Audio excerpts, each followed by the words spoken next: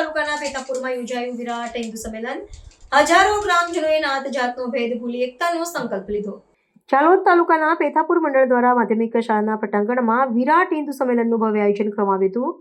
હિન્દુ સમાજને જાગૃત, સશક્ત અને સંગઠિત કરવાના ઉદ્દેશ્ય સાથે યોજાયેલા કાર્યક્રમમાં આસપાસના ગ્રામ્ય વિસ્તારોમાંથી મોટી સંખ્યામાં લોકો ઉમટી પડ્યા હતા। સંમેલનની શરૂઆત પેથાપુર ગામની દીકરીઓ દ્વારા કળશયાત્રા કાઢીને કરવામાં આવી હતી। ત્યારબાદ એક રેલીનું આયોજન થયું હતું, જે સભામાં પ્રવર્તિત થઈ હતી। આ કાર્યક્રમમાં વાઘેલા, ખાખરિયા, બલેન્ડિયા, લીલવા ઠાકોર અને લીલવા પોકર સહિત અનેક ગામોના ગ્રામજનો, સંતો અને મહંતો ઉપસ્થિત રહ્યા હતા। મુખ્ય અતિથિ તરીકે અધિક કલેક્ટર એસપી મુનિયા, જનજાતિ કલ્યાણ આશ્રમના ધનાભાઈ ડામોર અને શ્રદ્ધાયામના સંયોજક મહર્ષિભાઈ ભટ્ટ ખાસ હાજર રહ્યા હતા।